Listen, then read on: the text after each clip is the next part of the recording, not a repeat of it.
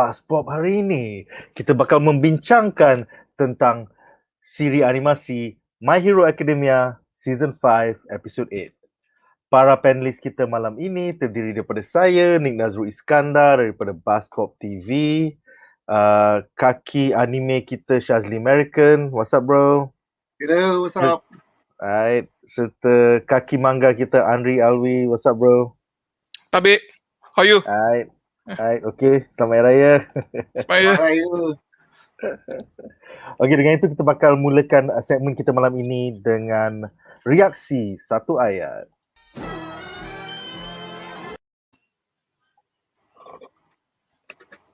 Okay, so pada aku reaksi satu ayat aku minggu ini adalah Supernova.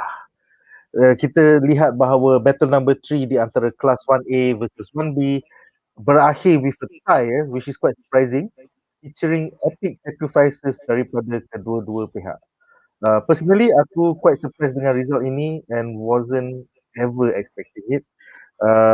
Apakah reaksi satu ayat korang terhadap episod minggu ini? Silakan Syaz. Aku nak petik that girl character lah. Senang je dia punya one-liner kan. Ouch, ouch, ouch, ouch. That reaction was the best.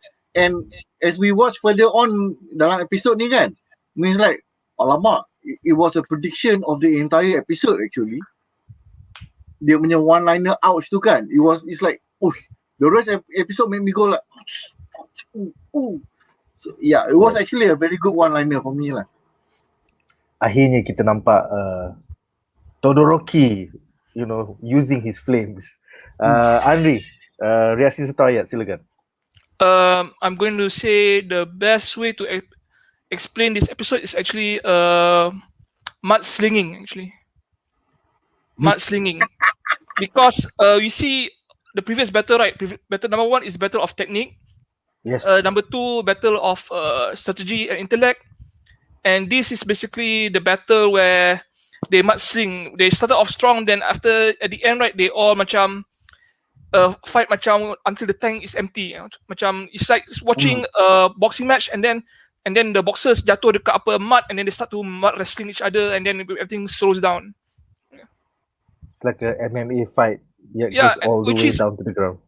Which is actually ironic because we have a mud-powered hero here, Juzo. So Yes. I think that's fitting. Yeah. Nice. Daripada rumah kita ada beberapa komen aku akan bacakan malam ini.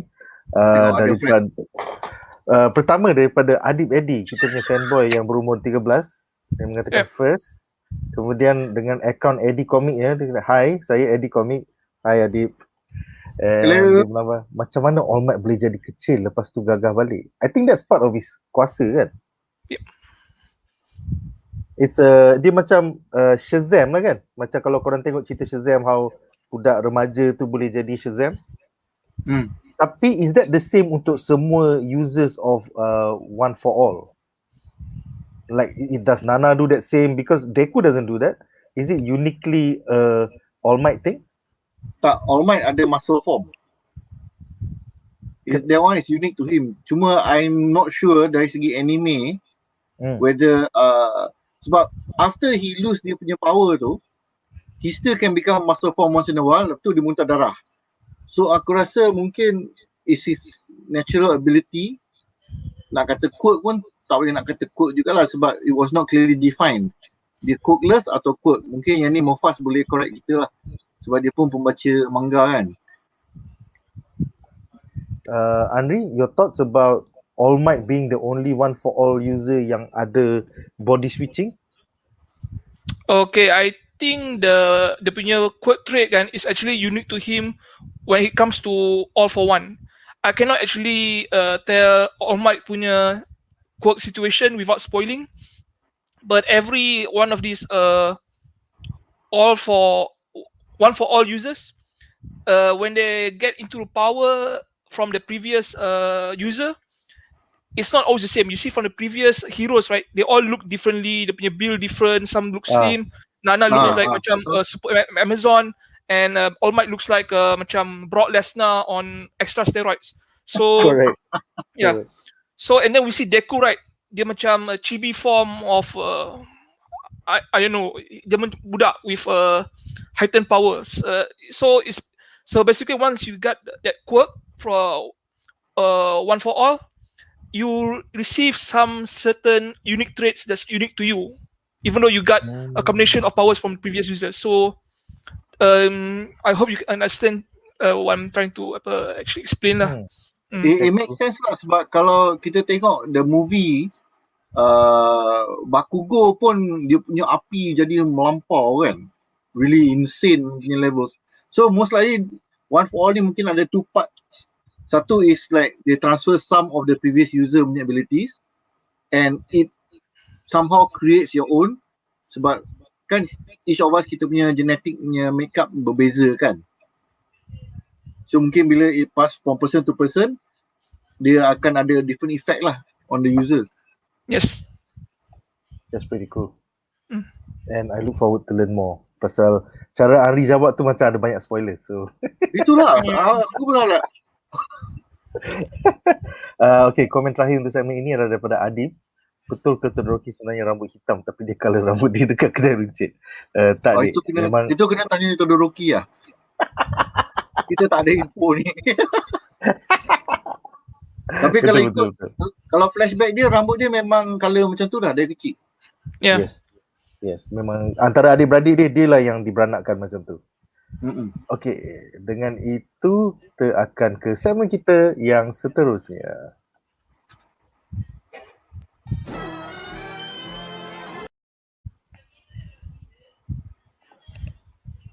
Segmen kita seterusnya adalah tentang 5 plot menarik daripada episod minggu ini. Jadi plot menarik kita yang pertama adalah tentang Iida, Tenya dan Recipro turbonya yang epic.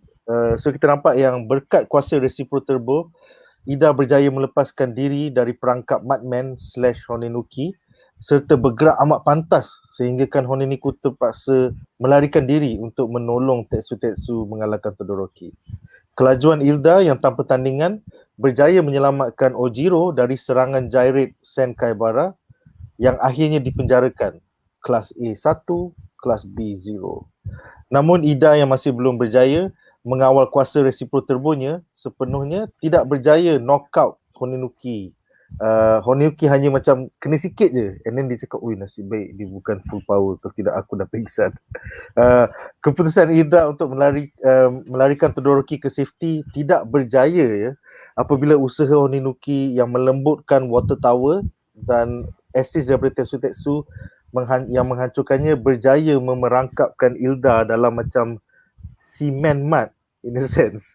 Jadi persoalan aku kepada para panelis malam ini, pada pendapat anda, adakah anda bersetuju bahawa mangaka siri ini telah nerf kuasa Iida untuk end this battle with a tie? After all, how hard is it for a speedster to zigzag out of the way from a falling muddy water tower? Pada aku tu adalah cara ending yang agak lame ya. Apa pendapat korang? Silakan Andri. I agree. It's basically something that they did to actually they purposely tried to make this into a tie because of that dumb final attack by Juzo. Because how hard is it for him to actually turn left or right? Actually, right? It doesn't make sense. It's not like a slide. It's just one structure falling on top of him, and that also defeats the point of dia punya kelajuan speed. If he's going that damn fast, he should have outrun something that's falling on him actually. So there's a lot of flaws on that particular take lah. Okay.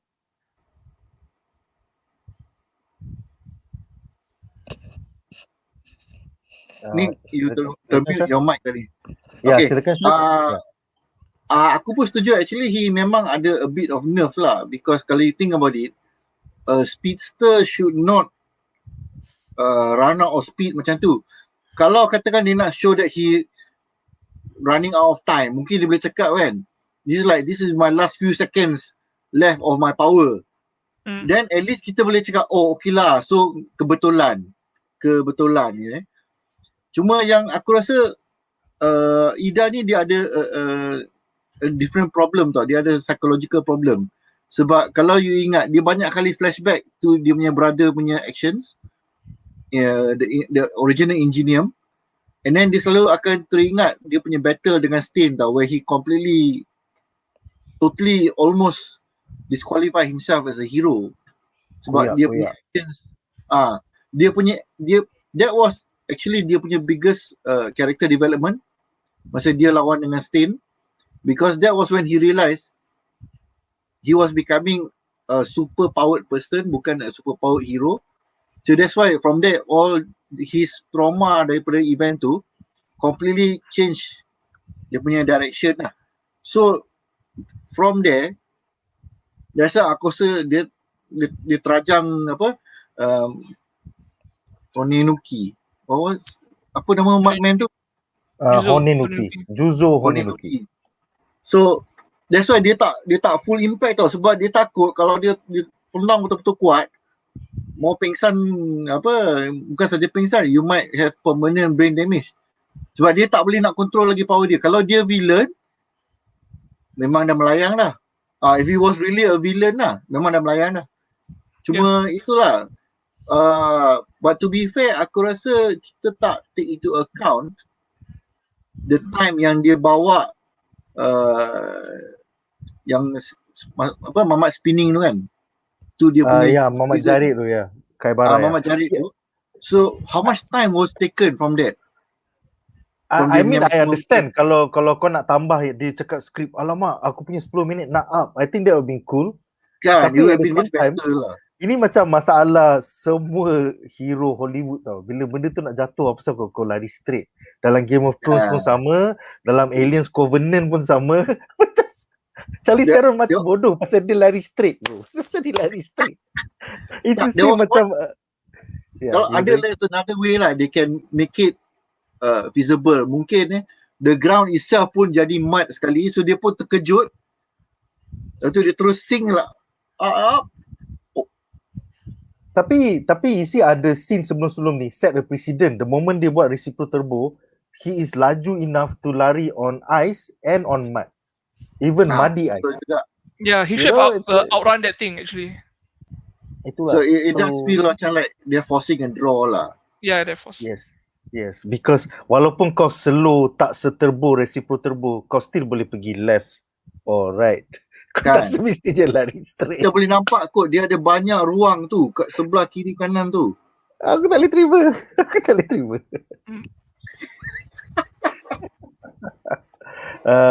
Okay, kita ada satu komen daripada penonton di rumah. Adib Edi mengatakan soalan dia adalah siapakah penjahat yang paling kuat dalam anime ini? Pada aku it changes from season to season. Is there one ultimate big baddie? Ada. It's the all for one punya user. Yep. Oh, yang tu yang paling kuat. Dia memang paling kuat sebab dia boleh ambil powers from multiple user, store dalam diri and he can use. In the final fight dia dengan All Might, dia combine banyak person itu dia punya penumbuk besar tu kan. So that is his strongest ability lah. Tapi kalau you think about it, villain yang ada the ability to destroy itu pun quite interesting juga. And then the one yang boleh rewind, nama aku tak boleh ingat nama aku ni teruk lah. Fact check please. Yang Mamat yang the previous season yang capture the girl tu. Oh, apa dah nama dia? Shigaraki. Bukan, Shigaraki is the new main villain. Yang side villain tu yang tangan dia boleh reverse. Oh, yang Shigaraki potong tangan dia. Dia potong tangan tu. Yakuza guy. Ya, Yakuza guy. So Yakuza kalau dia lawan All for One, I rasa All for One boleh kalah. Tapi dia kena catch by surprise lah. Itu je lah. I would agree if kalau confirm All for One doesn't have a power inside dia punya arsenal that can actually neutralize the destructive cellular disintegration from the Yakuza guy, because for all you know kan, he has some sort of macam counter power, macam disperse regenerate something lah, because we never see All for One list out all his powers. We know one for all kan, they have macam 7 previous users and all of them basically have one power and then accumulate apa. But One for All basically can take as much power as long as he live, and he live a long time. So for all we know, he may have like 1,000 or 100 powers yang kita tak tahu. He just simpan in the reserve, and then he pulls out something yang boleh guna when it's at that particular moment. So I think All for One is basically the most dangerous villain in the series in terms of powers. But if you want to say that he is the most dangerous villain inside the series in terms of real threat, macam planning strategy, there are few villains that's going to appear or make themselves prove themselves in the following anime series during the manga. Akan muncul banyak pembayang ni. So sekarang that All for One dah tak ada. Who in your mind is number one? Who number one? Setakat anime atau setakat manga? Manga. Okay, you want me to actually kita start dengan anime dulu. Setakat anime siapa? Pada pendapat kau. Anime sekarang ni kan, honestly is the Shigaraki. Yes, I agree. Because dia ada access to, kita jangan lupa yang dia ada that he took over the Yakuza punya serum. They can prevent all your quirks. Dia boleh hilangkan you punya quirk. So Mirio from My Hero Academia ni dia dah tak boleh buat apa-apa dah. Yes. So Shigaraki ketua League of Villains lah. And also because dia punya influence is quite big lah. So dia lah paling bahaya tapi bukan paling kuat. Menarik Menarik indeed. Andri, kalau dari segi manga, kalau boleh namakan nama yang agak spoilery supaya kita mind blown pasal kita 200 chapters behind. Okay, there are I'm not going to say dia punya class atau dia punya power or anything, even the names, but there are few intellectuals that are building bigger threats in the manga series, and Shigaraki will be in contact with them, and then things will blow out of proportion lah, basically. And dia kena ally lah. Dia, it's one thing about the villains punya ally, which I really like in the series tau. Just because we are allied and share the common goal, maybe we respect the All for One, the tendency for them to betray each other is still there because it's macam Sif punya philosophy tau. Yes, they are villains. Yeah, we're villains. If I see an opening, I'll take it. And a lot of people lupa ni tau. Do you remember in season 2 or season 3, Himiko Toga, she took Deku's blood actually. Yep. Yeah, and from what I know is, did she pass it to All for One or use it atau give it to Shigaraki? Because it's like she doesn't mention that she got Deku's blood, and I think at this point of time kan, people had an idea kan hubungan Deku dengan All Might tau. So maybe Himiko Toga will appear as someone much more powerful and sinister down the road. Maybe she'll betray everyone and become her own super villain. You never know, because this series give us something that a lot of anime series doesn't give us, a spin at the end of it. This episode in particular shows you how they can turn around a story and make the ending unpredictable. Betul. Yeah. Because we never see kan what she did with the blood sample. We know that if she took the blood sample, she can actually macam absorb the power, right? Can you imagine Himiko Toga get macam taste of she can absorb the power ke? Dia absorb for a short time because she absorbed Kemi during the yes. Dia boleh change because of Kemi. Yeah, because she took her blood and because she knocked her out before they entered the testing tournament. Wow, that'd be quite obscene. Yeah. To see. So it's the spot for most powerful dangerous villain is still up for grabs. The mangaka said we're entering the macam final phase for this manga series. Maybe there'll be spin-off, maybe there'll not be. But for now, there's still room for change and a spin or two. Okay.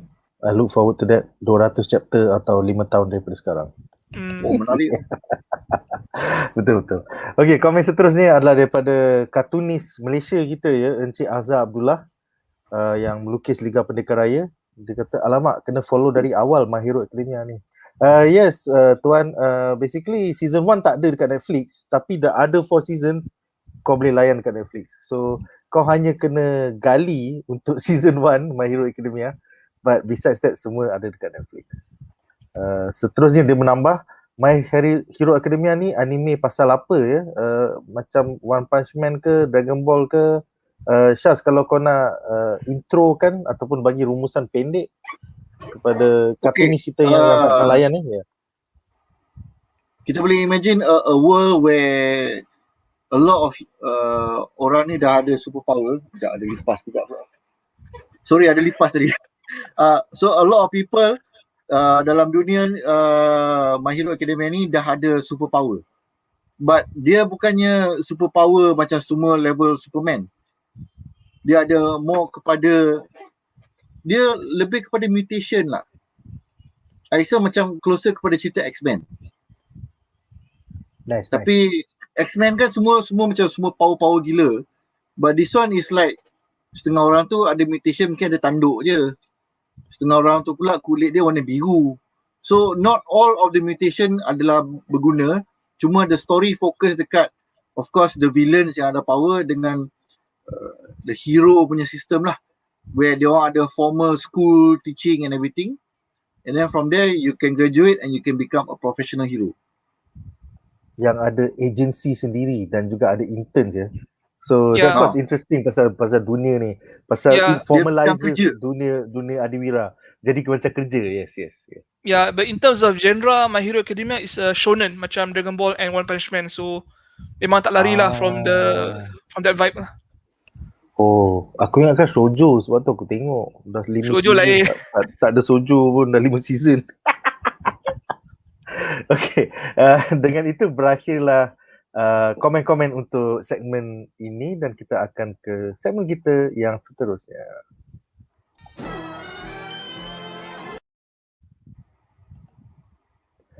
Okay, jadi babak menarik kita yang kedua adalah tentang Todoroki going beyond his limits ya.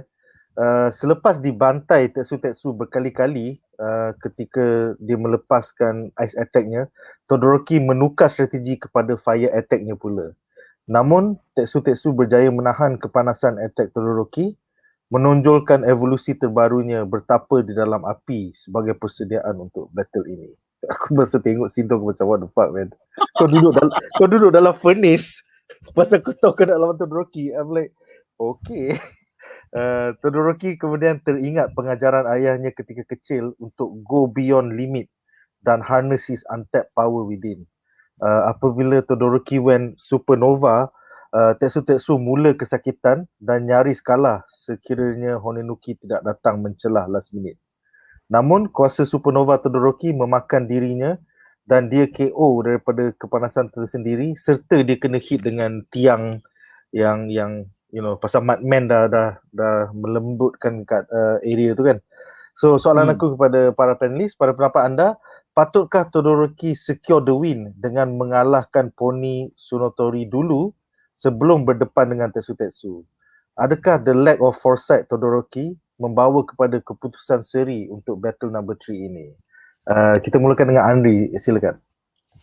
Okay, 2 weeks ago I said Pony will be the MVP, and after 2 weeks I was proven right because apparently my memory was playing tricks with me. She secured the point for 1B and then she held the draw for 1B. So Todoroki, even Iida, right? Iida is the class monitor. He's supposed to be very smart and he is, but he is not like Momo. Momo is a critical strategist. She can make the right decisions at the most desperate of times. Todoroki, Iida, they get along well. There was no friction. There's some sort of co-leadership. I think that's what makes them fail to secure the win now. Because if they actually followed Momo punya plan kan, they would take out the weakest person first, which is actually sad to say is Pony. Pony can shoot and control 4 horns at one time. But in terms of durability, even macam teknik speed, dia paling senang ketangkap. But she actually captured one and she rescued her team, and she's undoubtedly the MVP. If they capture her the first round and then they capture the cyclone guy at the second round, I don't think they can actually do anything after that. So Todoroki, Iida, they were the superior team in the beginning, but Team 1B basically grounded them, and they use they don't have any fancy techniques. Tetsu is just tumbuk. Juzo just make the ground macam soggy, and they cannot use speed to capitalize. The cyclone guy, he's there just macam for close combat punya purposes. His purpose is fighting the tail guy, the squirrel boy.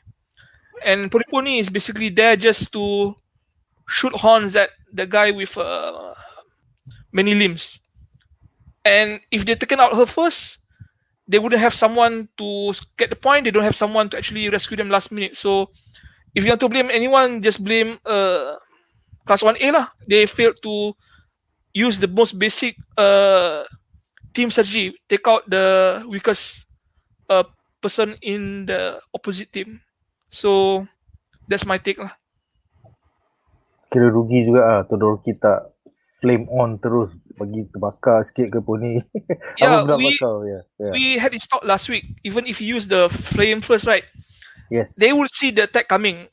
Macam at least with the freezing attack, like it's like have you seen the movie The Day After Tomorrow? Yeah, when the world was freezing, right? You don't see the frost coming. You just see that everything freeze up.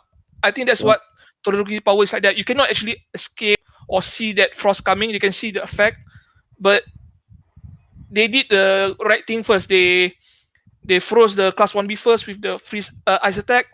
What Todoroki should do was actually after the freeze them, he should have just fired them with a flame. I'm pretty sure it's over. Tapi lembut hati, what to do? itulah. Syaz, apa pendapat kau? Okay, aku nak petik daripada konsep RPG game RPG role playing games ni. Kalau role playing games, kalau kita tengok macam Final Fantasy, apa lagi, Baldur's Gate, macam-macam game lah, daripada from Jepun sampai ke barat, they always have characters which have their own abilities. Satu yang healer, satu yang akan tanking kat depan, orang yang pandai buat damage. So a good team, dia kena ada a bit of each, and then dia orang kena complement each other. Dalam case 1A punya team ni, oddly enough, what kita speculate in the previous week, or is it the previous week, that the only team ni kuat, dia orang very, everybody got ability semua, so they takkan ada masalah communication. So what happened is that all four became 4 individuals that is fighting against a group, and it's not a group of 4 people. Make sense tak? Because you tengok everybody was acting independently, everybody was strong. So because everybody was strong, dia orang percaya that kawan-kawan dia orang ni, you can do it. You boleh solve any problem. That's why Todoroki dalam kepala dia, I need to handle Tetsu because aku percaya Tentacle boleh handle Miss Pony. Whereas group 1B, dia yang terlekat. Tentacle dia terlekat. Whereas 1B, they do not consider themselves strong enough to take on any of the 1A punya student. Yes. So diorang macam combo. Dia orang selalu pakat tau. You selalu tengok dua serang sini, dua serang sana. Secara tak langsung, when they double team, so they can complement each other punya ability, and that's why they were able to beat 1A punya group lah, because 1A was a group of 4 individuals, not a team. Agree. That was Very important. nice rumusan and itulah, aku sedih because this is the strongest team yet daripada kelas 1A where Yes, tak ada orang yang loser, 2 orang yang menjatuhkan prestasi. Semua orang is like Betul. ada hand to hand combatant, ada range, ada speed. Yes. Aku tak boleh percaya benda ni tie. Saya aku macam damn it. Aku bukan gila. Yeah, compared to the second fight with 2 deadweights, right? This is actually a very solid team. Yes. But Team 1A is the superior team in Battle 3. But Team 1B is actually the better team overall. Yes. Because they actually fight as one. Percaya. Aku agree. So kita ada beberapa komen daripada penonton di rumah. Pertama daripada Facebook, Muhammad Azamah berkata, okay, thank you. Ala-ala X-Men. Wajib layan ni. Mana nak korek season 1? Kalau kau Google, Azhar, mesti kau jumpa punya. Aku tak boleh hint lebih daripada tu. Tapi kau boleh cari. No problem. Seterusnya, Mofah mengatakan, awalnya hari ini dia terlepas setengah jam. Yes, Mofah, lepas bulan puasa, pasal kita dah tak ada tarawih, kita kembali ke waktu 9 PM. So selalunya kita orang buat 8.30. Tapi aku rasa 9 is the nice time. Orang dah habis makan tapi orang tak start mengantuk lagi. So that's why going forward kita akan cuba stick to 9 PM. Seterusnya Khalid Pong mengatakan yes, it's a Japanese superhero show. Dan Mofah menambah, aku setuju dengan Syaz. Aku suka bila dia sentuh yang setiap team up ada pro and contra. If kau ada semua orang kuat, jadi tak work as a team. Yes, dia unfortunately dengan semua orang yang berwibawa dalam kelas 1A kali ni untuk battle number 3, they do not think as a team, tapi macam saya cakap, think more as an individual. So itulah punca kekalahan mereka. Seterusnya kita akan ke babak menarik kita yang ketiga.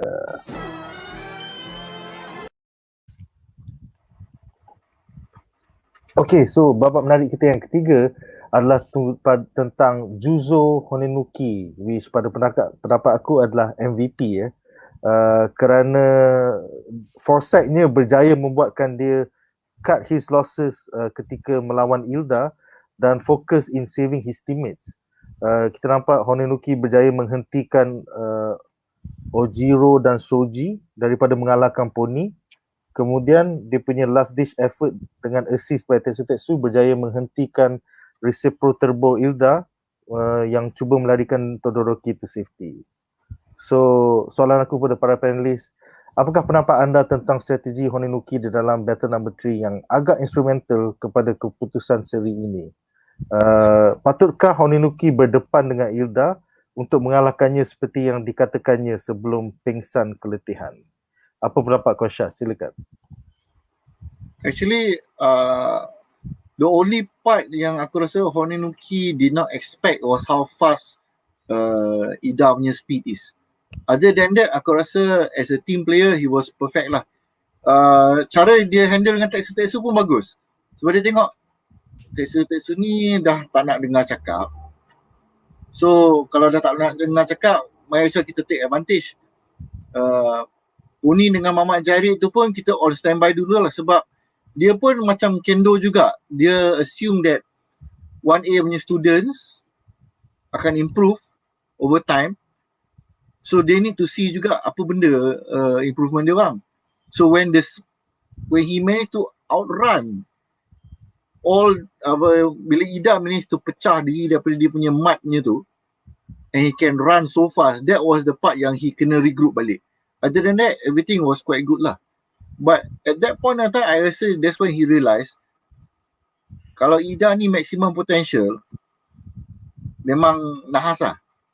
Cuma as kita on discuss tadi, Iida ni dia ada limitation psychological block that is preventing him from becoming a full combatant lah for now. Actually, kalau kau tengok team 1A, memang ada dua orang dengan ada psychological block. Even Todoroki, bila dia dah go beyond his limit, tapi dia macam, aku nak pitam lah. Aku macam, David, kau dah beyond limit kot. Kau dah panas sampai Tetsu pun sakit kot. There's a good point. Lupa nak discuss pasal benda tu tadi. Minggu lepas, ingat tak kita tanya, kenapa dia orang sibuk dengan flashback? Kenapa kita sibuk dengan all this discussion about kita ni anak apa hero-hero kena apa Legacy and shit. intern sebagai hero semua ni kan. So secara tak langsung bila dia duduk cakap benda tu berpusing tau kat kepala dia tau. And that is what actually helped him dalam the fight against Tetsu. The memory of his father kan. I mean dia even cakap kenapa aku kena ingat dia sekarang. Itulah. That is the funny thing. Dia tak suka memory tu, but that was the memory that push him to keluarkan api dia. So tak tahulah. Is it dia punya trigger that he must remember that? I mean dia panas barang baru api dia keluar. Or can he overcome that lah and become a better hero lah tanpa memerlukan hate and anger to come out all the fire macam tu. And this is the one resolution yang aku suka because lepas habis battle ni kau nampak Honenuki dengan Tetsu jumpa balik dengan Todoroki dan Iida cakap next time kita test lagi, kita play test lagi pasal aku tahu korang dah sampai this new level yang korang kena get control of. So that was a nice ending. Ari apa pendapat? Silakan Syaz ya. Dia pun even mention dekat infirmary tu kalau boleh kita ada training session sekali lah sebab dia nampak ada benda dia boleh belajar from Todoroki dengan Iida ni. So mungkin cooperation from there we improve his own skill lah. I look forward to that. Andri, apa pendapat kau tentang is Juzo Honenuki the actual MVP untuk battle number 3? Okay, Juzo Honenuki is very instrumental of Team 1B not getting the loss. He neutralized Shoto. He basically also neutralized a lot of the other team members. But like I said, Pony is the MVP for me lah. She got the point. She saved the team in the end. But to say Juzo is not MVP material would be wrong. Like I said, he's very instrumental. And Shazli mentioned macam the mental thing with Tokagami, Shoto. Dia selalu fikir pasal his father like 9 out of 10 times during the whole episode flashback. Only one time he remembered masa lawan dengan Deku, right? If he remembered that thing like 1 or 2 times, he could remember like, oh, I remembered one time I used my ice and fire power and I mixed them together. It caused an explosion that almost took off the stadium. Why can't I just use that on Tetsu? So he's thinking of the wrong thing at the wrong time. So memang when it comes to intellectual tactics, technique, strategy, semua they are very lacking. I'm talking about Iida and Shoto, because if you ask me, if they can actually step back and think and do half the thinking macam Momo, right, they probably have done a lot better, and the battle would have ended with their victory. Because even though 1B and 1A they draw, right, I think it's basically 1B punya victory though, because they are a team that is fighting a much stronger team. Memang they have 2 powerhouses and 2 formidable heroes. It's not like a Naval Laser and Invisible Girl are with them now. So this team kan, I'm shitting on this duo a lot lah, because they memang shitty heroes in this arc now. But it is what it is. These 4 people from 1A is competent. 2 of them are very powerful, basically the best of the best in 1A. And this team 1B of unknowns, right, they managed to hold their own against them. So it's basically 1B is a victory for them. Yes, stolen victory, but a victory nonetheless. Kita ada beberapa komen daripada penonton di rumah. Mofah daripada YouTube mengatakan dia agree flashback minggu lepas ada bagi efek pada Todoroki pada episod ini. Cuma kenapa dia masih kena benci ayah dia? Ayah dia hanya menunggu teks. Come on Shoto, come on. Come on bro, answer your father man. Seterusnya Kategory The Great mengatakan rasa lebih baik Honenuki jadi undercover hero. Kalau dia boleh selam dalam benda solid, lebih baik dia buat dari awal lagi. Yes, I was quite surprised yang masa dia nak lari daripada Iida tu, dia melembutkan ais and then dia keraskan balik and then he was swimming dekat bawah. Aku macam kimak ya, that was such a bullshit move man.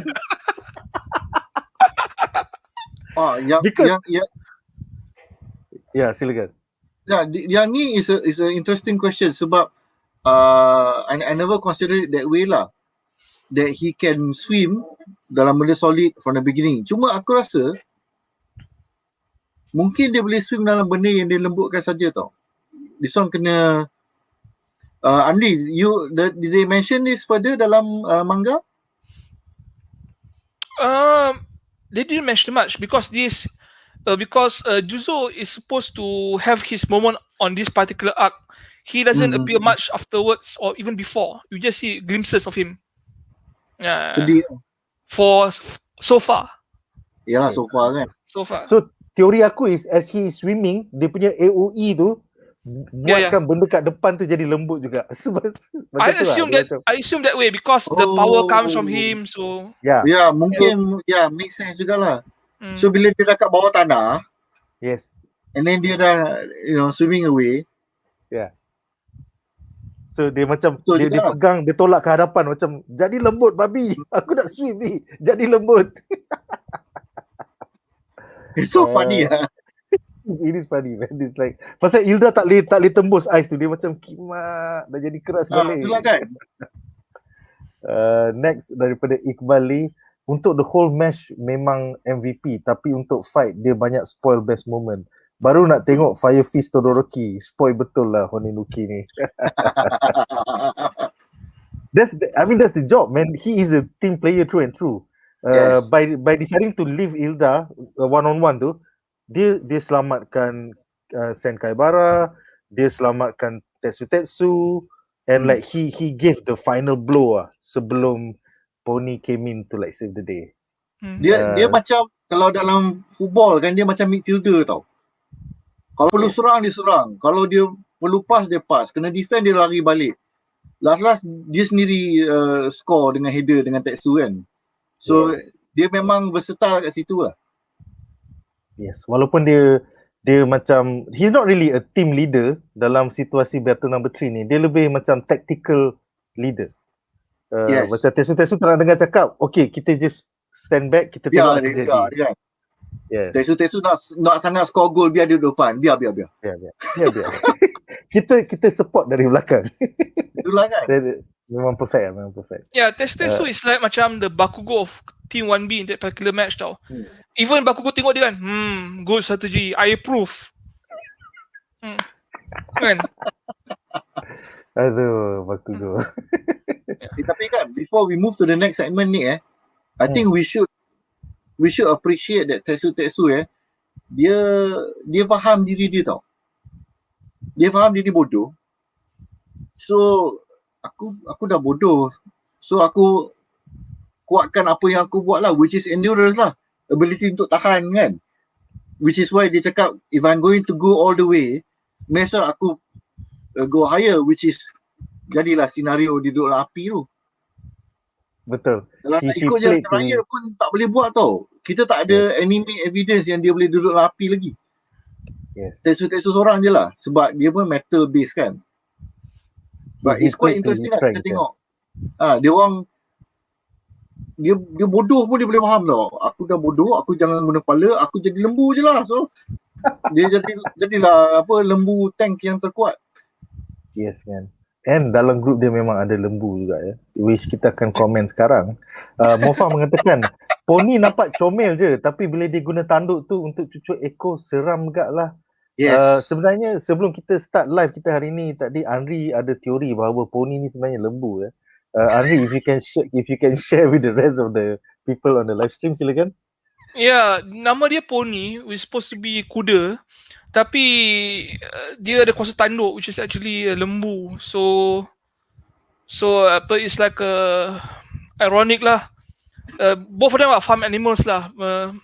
So I have no much complaint about that lah. But I have a feeling kan, this is just the start of her powers. I think down the line kan, it could be developed something else. Maybe tanduk besar, maybe she can transform into a lembu macam Minotaur or something. Wow. It's not confirmed yet, it's my guess. Yeah. I mean, tembak tanduk kan, and you see it regenerate kan. So it's a cellular based power tau. She could be like Shishida. Macam Shishida kan. Banyak pun. Yeah. Dia tengok banyak, and then she said kan, I can control 4, but I can shoot as much as I want, and I make this thing, the cute sign to actually shoot or aim, whatever you call it lah. Aku terkejut bila masa dia lawan dengan Ojiro dan juga Shoji tu, the fact yang horn cannon dia like literally was like a cannon. It's like, nah ambil 100 at the same time. Aku macam, There you go. kau kata kau boleh control 4, sial, apa yang betul kau tembak 100 Dia boleh ni? control terbang-terbang ni. Fucking hell, gila babi tu. Macam gila babi serious. At least she's consistent. My name is Horn Cannon because I have horns and I shoot like a cannon. So basically she's accurate heroine lah. It's cool lah, the fact yang dia sebenarnya ada range and the 4 yang dia boleh control tu boleh bagi dia flight. So it's quite interesting dan kita akan discuss dalam segmen kita yang seterusnya. Next comment, kategori degree, kalau boleh dia selamkan Todoroki dari awal lagi boleh kawal fight. Oh, Honenuki. Yeah, correct. Yeah, but that's the thing. It was 2 different battle scenes. Yang tempat Tetsu tu dekat depan, sedangkan yang ice attack tu sampai ke tempat diorang dekat sini. So that's why Honenuki kena caw untuk pergi bertembung dengan menyelamatkan Tetsu dan bertembung dengan Todoroki. Yeah, so, I think it's because his range is very limited compared to Todoroki lah. Betul. Dia still kena pegang benda tu baru benda tu jadi lembut. So that's it lah. Kemudian Mofa mengatakan dia bukan macam Mirio boleh bergerak dalam benda solid. Siapa ni? The guy who got neutralized by last season, Mirio, the top student in UA, the senior. Oh, the senior. Yeah, sepatutnya ganti All Might, the one that All Might first. Yes. Dia boleh move to objects. Yes. Maksudnya Madman would have been anything kepada Mirio. Mirio akan just like ambil. Yeah, Mirio is the shadow cat of My Hero Academia. Yeah, but a very buff shadow cat, man. That's pretty fucked up, man. Hero shadow cat tu kurus kedengking kot. Yang ni macam lemillion. Wow. Cool. Okay, dengan itu kita akan ke segmen kita yang seterusnya.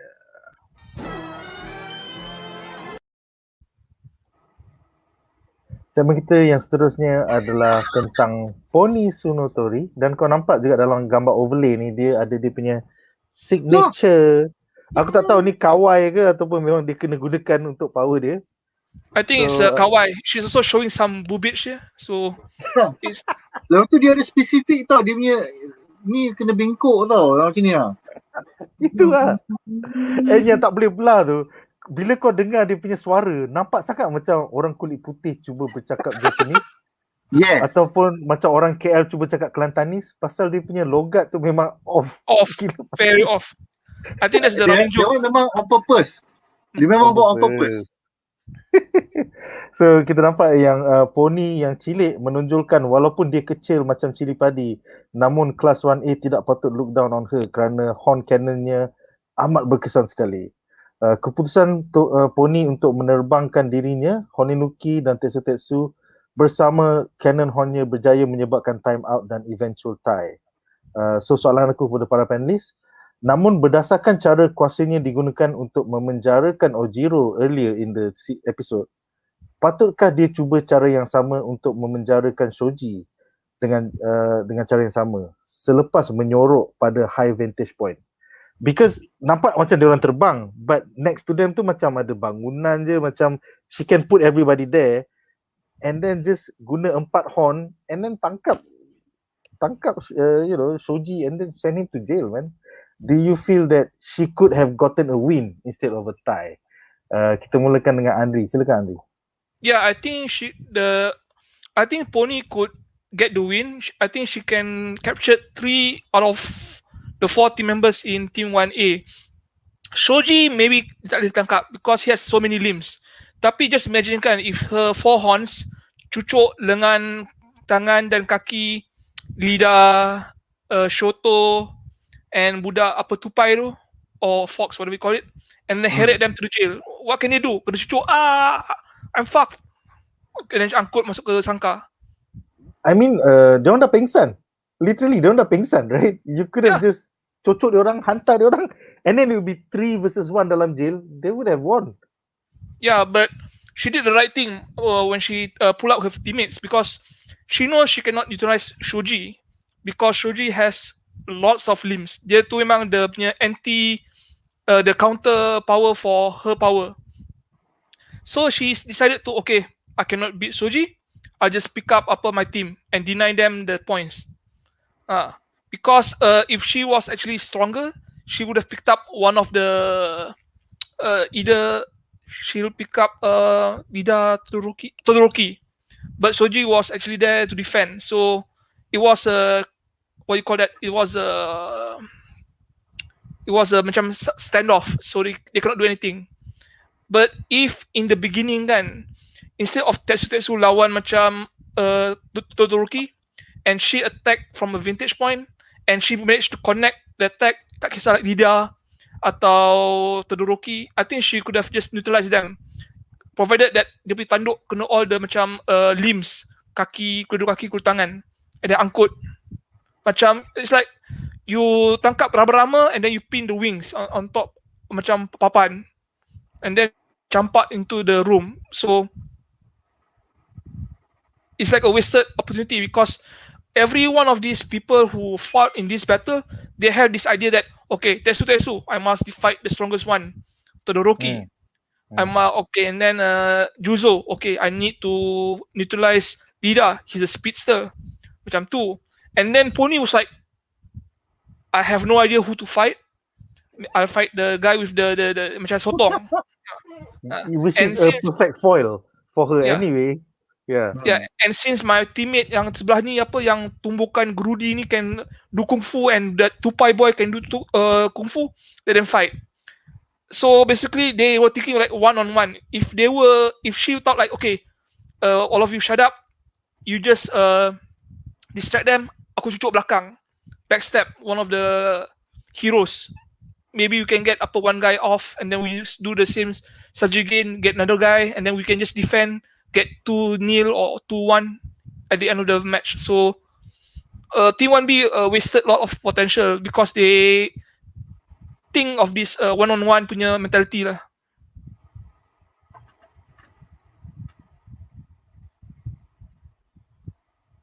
Hi, sorry. Ya, dengar. Dengar. Sorry, Syaz, silakan Syaz. Okay. Aku tak agree that she's an expert strategist. Because you tengok the entire group 1B ni macam tak ada plan at first. Juzo yang reacted to 1A, they didn't really actually have a plan to begin with. That's why macam Andre kata, kalau dia guna that strategy awal-awal, you know, macam you pin ini terus bawa straight ke dia punya prison, it could have changed dia punya result quite heavily lah. Dia punya reaction at the end, kalau tak silap aku, 2 of the horns angkut Pony dengan Todoroki, satu ambil and the other 2 ambil dia punya teammates. So paling I rasa dia tak boleh move dengan a lot of speed, and dia tak berani letak dia punya friends down because aku rasa dia tak yakin, or dia tak sure how much more hidden potential Tentacle has lah. So adakah mungkin Mamat ni tiba-tiba boleh start melompat atas bangunan and so on, then dia susah lah nak defend, sebab by that time you dah letak your friends down, nak recover balik tu is a bit too late lah. Ya, tapi tak puas hati tu. Macam, yelah, kita akan time out, kita ada 15 saat, aku tunggu je lah. Macam, David. Itu more macam desperation move lah. Dia macam dah tak ada idea dah. Okay lah, kita draw je lah. Sedih. I wish it was different. So kita ada beberapa komen daripada penonton di rumah. Iqbali daripada YouTube memberitahu bahawa Pony Tsunotori, Suno tu maksudnya horn, so Pony Horn Tori. I guess that's what the name means. So Tori tu maksudnya apa? Takkan Tori tu lembu kot? I think it's chicken. Tori is chicken, right? Yeah. Oh yeah, Tori Karage. Although there is Torii, so aku tak tahu. Itu lain tu. I'm a gaijin, so I don't know. So Iqbal juga menambah bahawa tetsu bermaksud metal, yes. Kita bercerita tentang ni 2 minggu lepas. Seterusnya Caleb Paul mengatakan Japanese My Little Pony version. Aku rasa versi ni Brony akan lagi suka kot. Kalau My Little Pony macam ni, Brony akan lagi happy ya. Although My Little Pony eventually had a high school version, high school Hysteria, where they turn into macam Pony Tsunotori ni juga, semua jadi humanoid little girls. So I guess there is a market for that kind of entertainment. So seterusnya kategori dia mengatakan Pony ni kalau nak bagi boleh terbangkan all members. Kalau nak fight je bawa turun, rasa kalah bawa naik.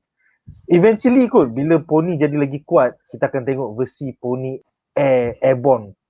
You know, because dia ada range, dia boleh bagi cannon beratus-ratus, so she is actually one of the stronger team members. Cuma dia tak explore dia punya abilities. Yeah, there was no one there to actually coordinate dia punya strengths and weaknesses. Correct. So she's not actually strategist. She's a macam Juzo. She's a reactive tactical hero. They just react to the situation. Dia tak ada strategi long term macam Kendo. If like Kendo was on this team, Kendo would have used Pony way better. Yes, correct. Seterusnya kategori menambah, rasanya kalau Pony duduk belakang tetsu tembak horn je senang. That's kind of nice. Kau ada tanker yang stop everything and then Pony just kau ada tank atau dia tarik atas kepala kan. Yeah, baru jadi tank man. That is a real tank man. Yeah, that would be possible. That would be nice. Kemudian Iqbali ketawa dengan perkataan Tupai Boy. Apa nama dia? Ojiro ya. I think calling him Tupai Boy is actually not accurate because Squirrel Girl from Marvel actually is one of the more powerful heroes in that universe. She defeat Thanos one-on-one. Yes, tu memang. Oh. Yeah. Ojiro cannot even defeat this guy with a spinning hand. So yes.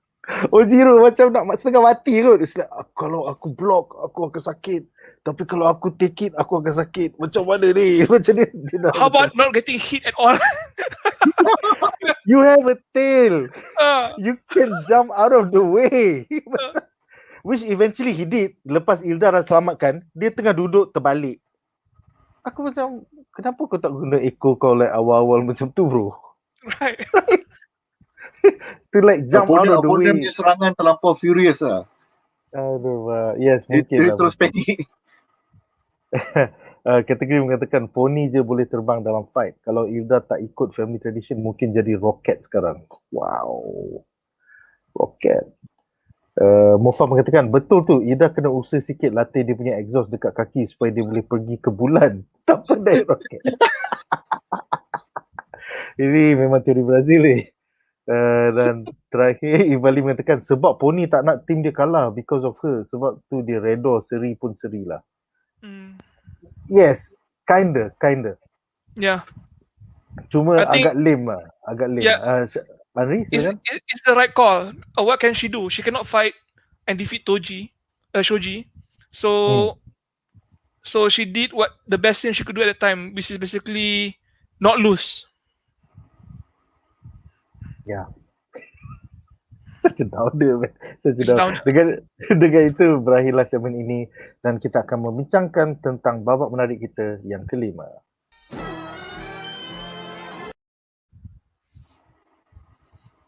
Okey, jadi babak menarik kita yang kelima adalah battle number 4 preview di mana kita bakal melihatkan Bakugo versus Tokage.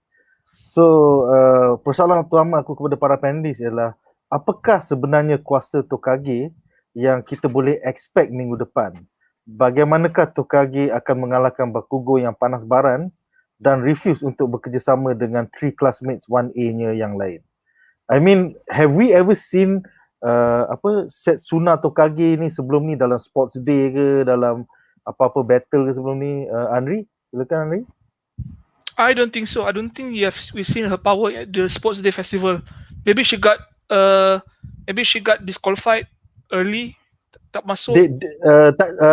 Dalam scene dalam episod ni kita nampak yang Monoma dia macam menunjuk dia cakap yes she is a direct draft she is a macam apa she pass her exams ke apa something like that macam what's so special about Tokage ni that we don't know yet, if you can fill us in.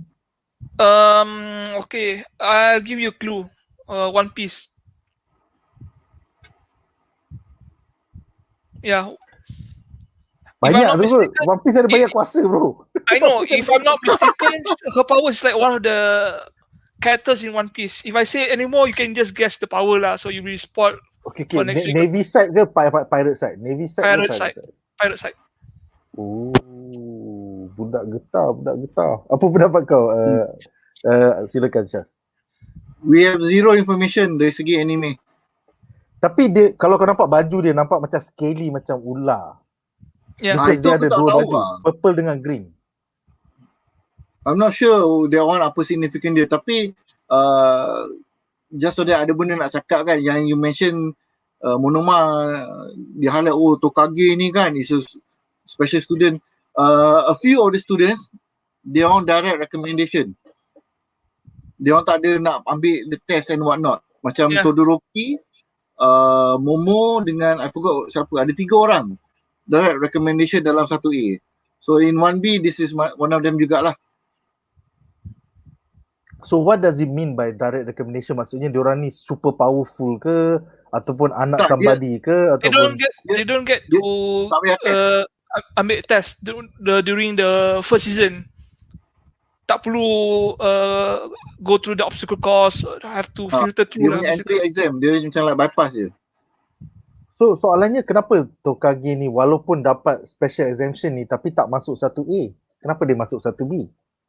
Dia pilih lot 1A, 1B, 1A, 1B, 1A, 1B.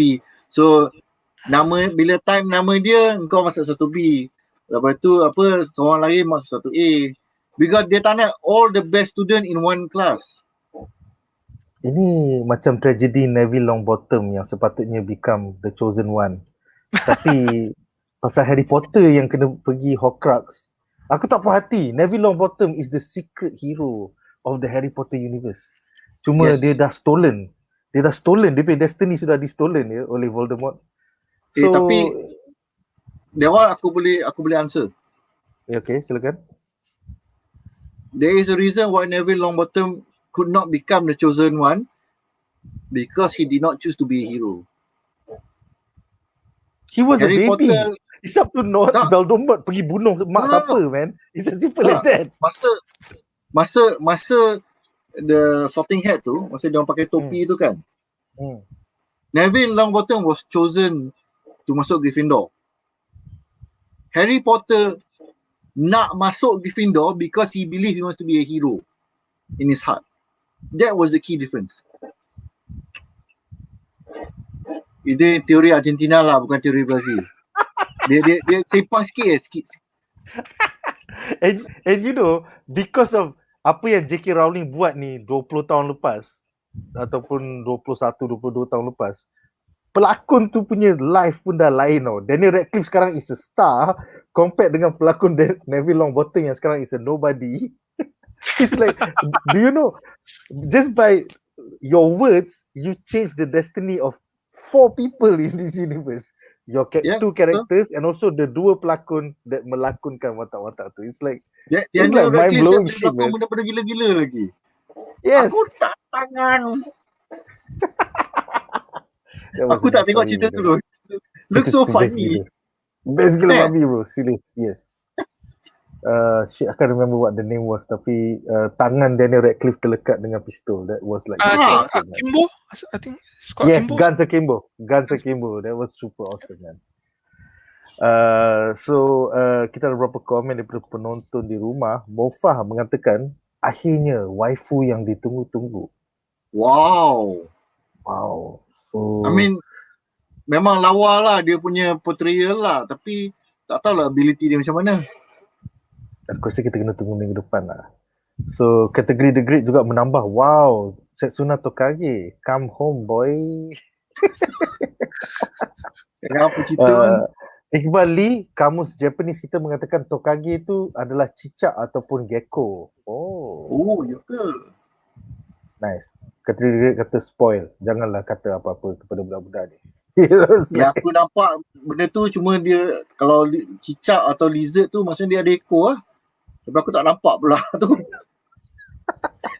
Wow, ini komen apa ni? Mofa mengatakan, tak kisahlah budak getah ke apa, tapi yang pasti Tokage bergetah. Best line so far. Yes, best line to that. And Mofa mengatakan, jangan spoil Iqbal Lee, diorang tak baca manga. Yes, aku noob dan juga Shazli hanya menonton anime. So kita exploring My Hero Academia on a weekly basis tanpa mengetahui 200 chapter daripada sekarang. Kita tak tahu apa terjadi. Tapi ada satu point aku nak discuss ni. Yes, kat this point. At the very end, Bakugo, they have a different reaction tau to Bakugo punya fighting punya plan. And then kalau kita tengok dia punya action scene tu, all four of them was in the same shot. That means Bakugo tak ada buat macam Tetsu. Aku tak tahu what is the difference dalam dia punya strategi sekarang lah. I think part 2 ada cakap, and sekarang Bakugo ada evolution terbaru. Itulah kan? Yeah. That was the line. Yeah. Because dia punya nak prove himself to become number one, he is willing to do a lot of things yang dia tak suka to make sure he become number one. Dia macam Goku dengan Vegeta dalam Dragon Ball. Because Vegeta itu ada, Goku ni nasib baik je, dia ada genetic magic kan. So I just say this is a similar punya scenario lah. I look forward to that. Andri, anything you can tell us without spoiling?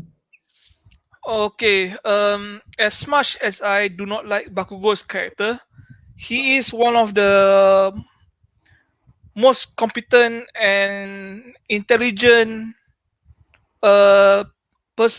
hero in class 1A, despite dia punya shitty personality. The only thing I like about Bakugo is dia punya mother is the hottest MILF in the series tau. Oh, jangan. That's the only thing I like about Bakugo. Mak dia hot. But in terms of dia punya powers and capability, he's top tier lah. But his temperament kan could save the day or fuck the day basically. Could bring everything down. Dia punya temperament usually gets him into trouble. Is because he has a high intellect, but his pride is also high tau. When we see masa dia kecil kan, he was actually a very nice guy. But when he saw Midoriya tolong dia kan, for some reason tiba-tiba just snap. His ego is that fragile. We can say a lot of good things about Bakugo, but when it comes to ego and intent, right, he's not there. I think there's something really wrong with him actually. And this hasn't been corrected in the anime or manga so far tau. And it's going to basically either going to destroy the day or save the day at the end. So in next episode, we're going to see his growth of the power, whatever skill. Maybe I am not interested in that. I want to see dia punya sikap next week. How it carries from the manga to the anime. Maybe I've seen the manga, and to tell the truth kan, the manga, people say the manga is better than the anime. But sometimes when you watch the anime kan, dia punya transition kan, you can see a few other things that the manga failed to show tau. Because the manga shows what our imagination can decipher. Yes. Anime, they show what is being deciphered through the eyes of the mangaka. So I'm looking forward to see dia punya what he's going to bring to the game lah next week. Aku nak tambah sikit yang ni. Silakan, Syaz.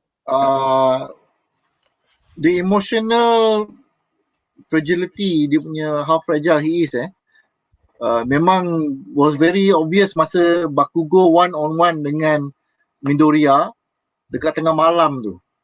Aku tak ingat episod berapa, tapi one of the previous seasons yang dia orang one to one and betul-betul Bakugo just let out lah. Dia memang betul-betul nak like what are you hiding from me, and like now let's betul-betul fight lah. But dia tak percaya that Midoriya all this time tak pernah ada quirk, tiba-tiba boleh have such a strong, powerful quirk. And then kita tengok Bakugo ni macam adult tau. Dari segi kebolehan dia untuk faham, okay, my power macam ni, what can I do, what I cannot do, and then how can I improve here and there. So that is why a lot of his fighting ability is like an adult punya level, tapi dia punya personality is not there yet. Kalau you tengok going back to dia punya mom tu, aku rasa mak dia ni, aku pernah terbaca somebody mention lah, dia macam Asian punya mom. Yang jenis yang bawa otan ni kan. So Tiger mom. Tiger mom kan. Yeah. Tapi ada somebody was speculating, aku tak tahu lah betul ke tak, that glycerin ni, which is the momnya side, can make you feel sleepy. Aku tak tahu lah betul ke tak, or nonsense or not.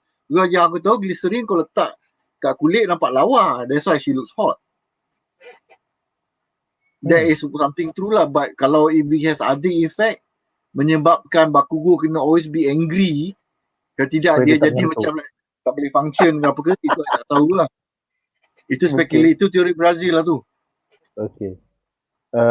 Well, beyond Setsuna Tokuge, kau nampak ada lagi 3 orang dekat overlay ni. One guy yang nampak macam burung with fangs, another guy dengan headband dia dan rambut spiky, and then that guy yang kepala dia nampak macam macam cakap gum punya cat dan ada kuasa simen. Should we be looking forward to any other threats daripada Class 1B next week? Andri, apa pendapat kau? It's going to be the same as before lah.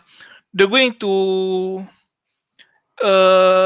we don't know much about Class 1B punya powers. So whatever we see kan is actually something new for us, and basically something new for Team 1A as well. So you're going to be surprised by 1 or 2 powers, but you're not going to be that impressed by them actually. Okay. And Syaz, daripada kelas 1A punya line up yang kau nampak tu, kau ada Bakugo, kau ada Earphone Girl, and then kau ada Ticker Tape Boy, dan juga Mamat yang kena makan gula-gula untuk jadi kuat. Do you think there are any dead weights in battle number 4 untuk kelas 1A? Walaupun aku penyokong Jiro, tapi aku rasa Jiro akan kena dulu. Because dia more reconnaissance punya type. She's not a dead weight specifically, tapi in a pure head-to-head punya collision kan, kalau she's forced to fight, she's not really that good. Dia more macam scouting punya type of hero. Mama Muscle tu I mean dia ada some power lah. Dia boleh generate sound daripada kaki dia, through dia punya support punya equipment tu, and a few more other things which probably dia akan tunjuk later on. But kalau head to head, aku rasa dia teruk lah. She's not really a frontline fighter lah. Hand to hand combat pun dia tak kuat kan? Tak, she's not. Muscle man tu kalau dia macam ni tau, dia lagi banyak makan gula, dia lagi kuat, tapi dia jadi lagi bodoh. Macam hal lah. Ini this was memang specifically mentioned. I eat more sugar, I become stronger, but I also become stupider. So memang dia akan jadi macam big dumb character lah. Zero yang Mamat Tape ni will be quite interesting because dia macam Spider-Man kalau dari segi inspiration komik. Tapi dia punya ability to fight is not at Spider-Man punya level. So 50-50. Kalau aku nak teka lah, I would say this one Bakugo takkan kalah, but the team will lose. Okay. So you're saying that the earphone girl is going to be the dead weight in next episode lah? No, not so much dead weight. It's more like her ability to contribute might not be as good lah. Itu je lah. Aku tak boleh nak kata dead weight sebab aku sokong dia ni. Kau kena faham. Ini bias punya review. Bias. Aku pun macam Vlad juga. Aku ada bias sikit. Are you expecting any macam sudden revelation? Contohnya dalam episod ni kita nampak Jiro tiba-tiba budak tupai tu dengan dia punya ekor boleh mengalahkan Honenuki punya Mudman Macam Honenuki dah macam tenggelamkan Ojiro, tenggelamkan Shoji, and then dia nak freekan Pony kan. Tapi still Mamat tu macam hold her tight and then guna ekor dia. That was the whirlwind. Power, kan? Yes, the whirlwind thing that Andri was hinting last week actually. Aku rasa yang akan bagi special power surprise ni will be Zero. Sebab kalau you nak tengok, dia punya ability all this time nampak macam tu je kan. So that is the most surprising part that we can see lah. Muscle man ni, sorry lah, dia is just muscle je kan. So aku tak nampak langsung. Unless mungkin he start dia mungkin lagi power and all that, but it's very straightforward. Jiro kalau kita tengok from an outside view lah.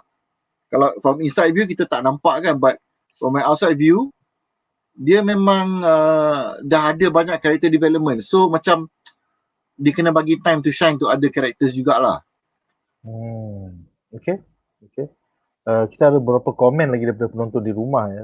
Mulanya daripada kategori The Great di YouTube, Bakugo jadi bodoh macam tu sebab kuasa dia banyak dengan letupan sampai boleh jadi gila. Interesting premise, interesting. Mofa pula mengatakan, aku tenanti fight kali ni sebab part dia sikit je dalam manga. Is that true, Andri? Sadly yes lah. Bakugo doesn't get to shine much in the manga as of late. Damn it.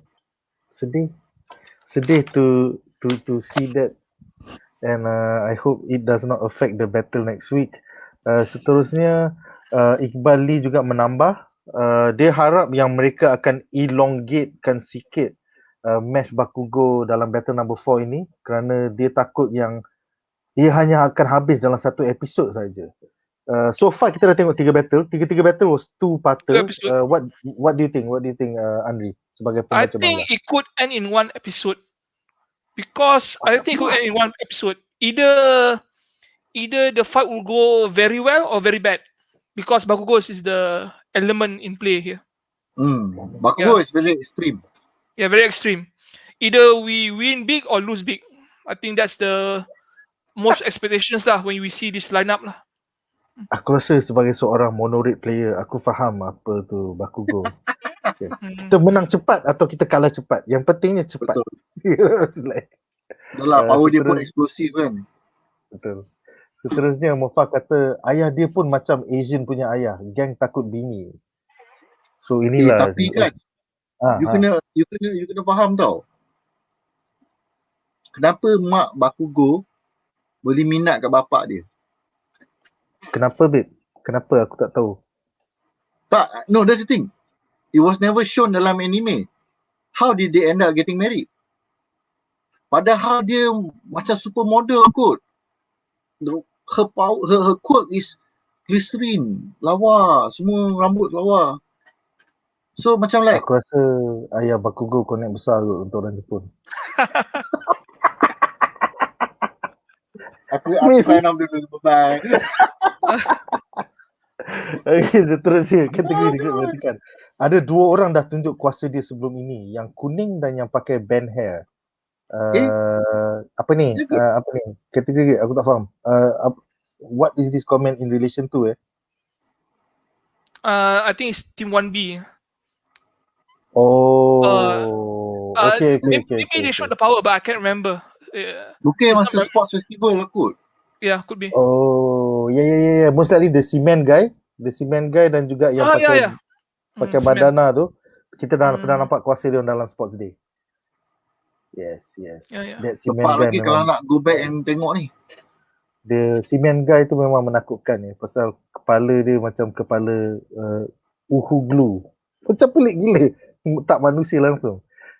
Next, Mofa mengatakan Bakugo ni walaupun dia jenis baran masa fight, tapi dia lah satu-satunya yang faham tactical fight Deku tanpa perlu berbincang, dan Deku tak perlu bagi tahu pun. Sources paling sesuai masa OVA 1 punya fight. Bukan OVA 2 ke? OVA 2 kan? Yang dia orang bergabung bagi kuasa tu. Am I forgetting things? I think it's 2. Yeah. It was the second movie kan? Yang two heroes collide or something like that. Yeah, something like that, yeah. The first movie dia Bakugo. OVA dengan movie lain ni. Ya. Oh ya ke? Ya ke? Movie- OVA dia release to video, DVD and so on. Movie is the one that they put to the cinema. Okay. Ya. Aku tak tengok lagi OVA aku rasa. So next, Iqbali mengatakan aku pun tak tahu apa function Mamat Sugaraj ni. As a character tak interesting. His quote pun tak interesting. Thank you. Yeah. He is the basic Hulk lah. Ataupun you know, semua group X-Men ke Avengers ke, there must be one big stupid guy yang every group needs it, man. A big stupid guy. Muscle lah. Yeah, everybody needs a big stupid guy. It's as simple Tapi as dia that. boleh buat cake tu. Yeah, he's popular with the girls lah because he can make cakes. Yeah. Serious. I think if you have to eat sweet things every day, eventually kau kena belajar masak sendiri. Kau tidak, takkan kau nak makan Mars bar all the time. Nak makan That was KitKat actually je. the reason, Nick. Yeah. Because he need that as his source of power, dia belajar buat cake. Yeah. So memang it's like, bila all the girls visit dia menyuruh like, kenapa wangi bilik kau ni? Aku buat cake. All the girls like, wow! Patisserie. Seterusnya Muhammad mengatakan betul, Sugar Rush just jadi orang kuat je lah, kuasa paling biasa. Yeah, it's a very simple tanker kind of ability that every superhero team needs. Yeah. Seterusnya Hetsi YB mengatakan Bakugo terlalu genius dalam fighting sebab tu habis cepat match ni. Spoiler, tapi I look forward to that. Aku tak tahu sama ada ni akan jadi 1 episod atau 2 episod, but kita tunggu dan lihat. Iqbali, ini OVA yang lawan All Might tu. OVA yang lawan All Might. Do you remember that, Shaz? I'm trying to recall, tak ingat apa benda. Same here. Yang lawan All Might. It's been a while. Dah lama dah, tak ingat ni. Itulah kan, dah banyak sangat episod. By the way, episod ni lah episod ke-100 ya. So yeah, it's been 100 episodes of My Hero Academia. Next, Muhammad Aman Shah. Dengar cerita My Hero Academia akan dapat adaptasi live action. Apa pendapat korang? Macam nombor 1, American ataupun Japanese? Itu yang soalan paling penting. Kalau American aku tak layan lah, sorry lah. They're gonna fuck it up. Kalau American is gonna be some American kid with his American accent. Aku tak boleh belah. Andri, apa pendapat kau?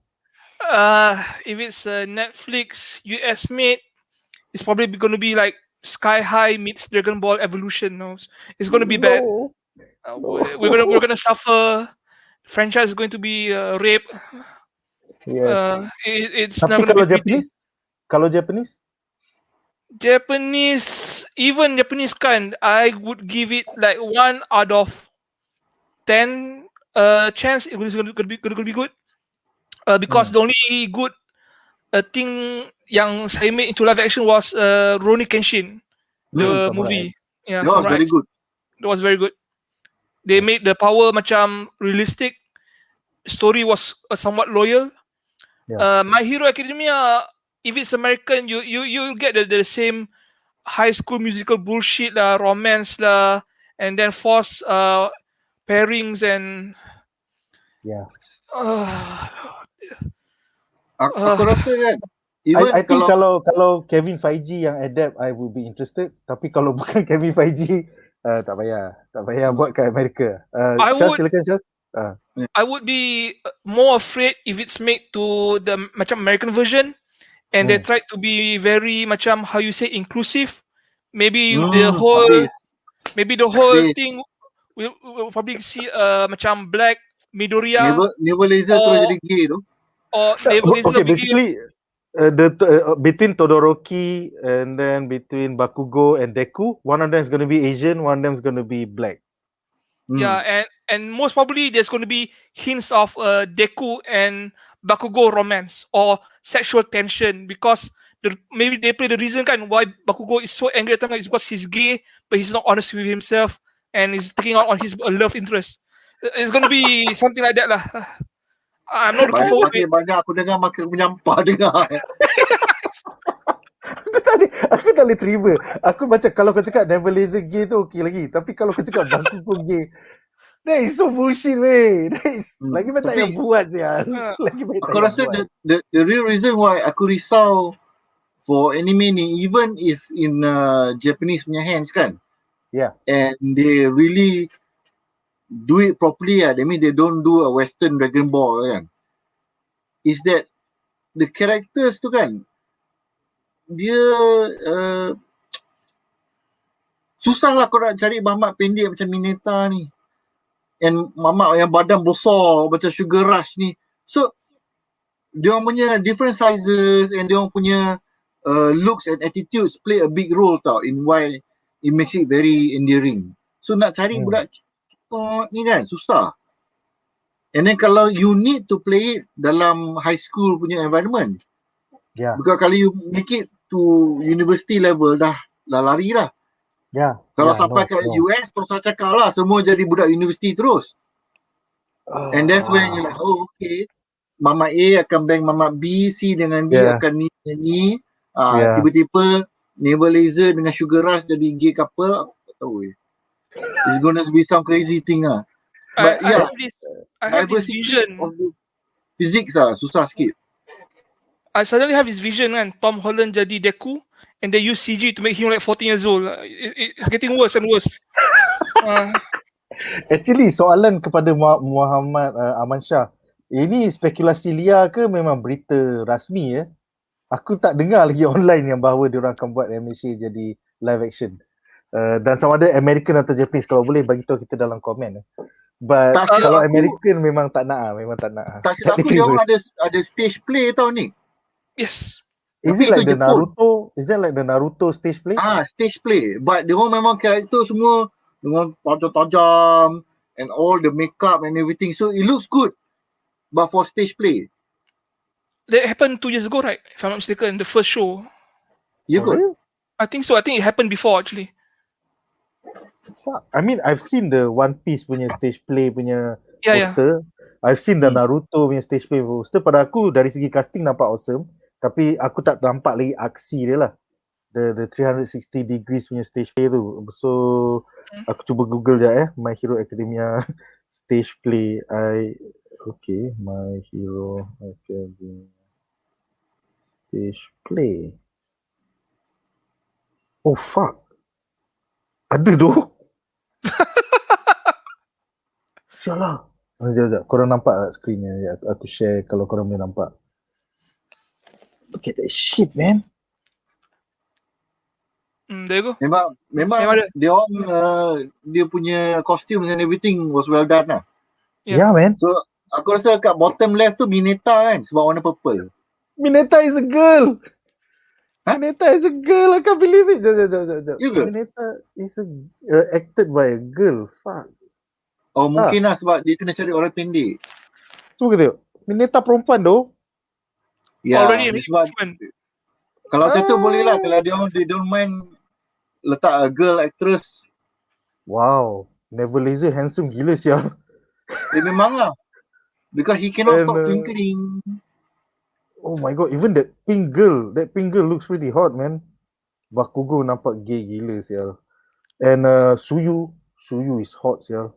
Yeah. You should find the poster, man. You can find it when you Google My Hero Academia stage play. Kau boleh nampak the whole cast. Yeah, Deku looks good. Like I said, good, yeah. Bakugo looks like an angry gay guy. Casting the guy isn't buff enough, man. The guy is like tak clear sih screen ni tapi because the one problem with Bakugo kalau nak translate from anime and manga to real life, kau kena tengok mata dia. Yes. Betul. So kau tak boleh tunjuk ni tau dekat TV. Tiba-tiba zoom in mata macam dia kena ada muka Karen. Betul. All those white ladies yang kita panggil Karen kan. Yes. Dia kan selalu mata macam menjegil. So that you tak boleh nak translate. Even kalau you tengok overlay sekarang ni. Overlay sekarang ni, you tengok mata dia. Yeah. Dia punya expression mata is the most important part of Bakugo. Exactly. Nak menunjukkan dia tengah marah. So dia does not translate well. Regardless actress mana yang berlakon. Yeah, if you want to do a real life action movie with a real life action Bakugo, you kena ambil one character with and then you put botox dekat mata dia so you can jadi macam ni glare all the time now. Sentiasa marah. Yeah, because Bakugo punya anger is not realistic. He's angry all the time. Nobody is angry all the time. He's faking it. No one's angry all the time. Mak dia sendiri kan, if I'm not mistaken kan, the mother was quite a delinquent masa dia muda. And the father was someone was stable, so that's why she fell in love with him lah. It was not elaborate, but there was some sort of explanation that I read somewhere on the net. I can't remember, but that's the backstory of the Bakugo punya parents punya storyline lah. Oh my god, that sounds like a shoujo punya romance comic loh.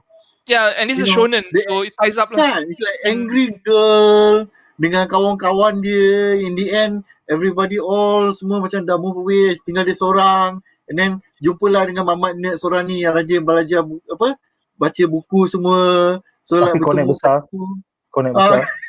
Yeah. So that's why. Mari aku ajar kau sekarang. Coming back to the question kan, My Hero Academia punya live action ni, is it a confirmed thing or is it like the One Piece Netflix real series, or is it still in the discussion by? Nak tengok juga. Masya dia ada respon tak? Aku Google sekarang. Dia tak respon. My Hero Academia live. Fuck, it is one of the Google searches. Number 1, man. Oh my god. Live action. Alamak. So far cerita stage play je. Stage play. 10 actors who should play the main characters. Live action movie coming from Detective Pikachu. Apa kebutuhan ni? Tapi tahun 2018. Okay, My Hero Academia live action movie coming from studio behind Detective Pikachu. One of the most popular shonen manga and anime series in the world, My Hero Academia, is getting an American live action film adaptation from Legendary. The studio announced on Wednesday via Nerdist. But this was back in 2018. It's been 3 years.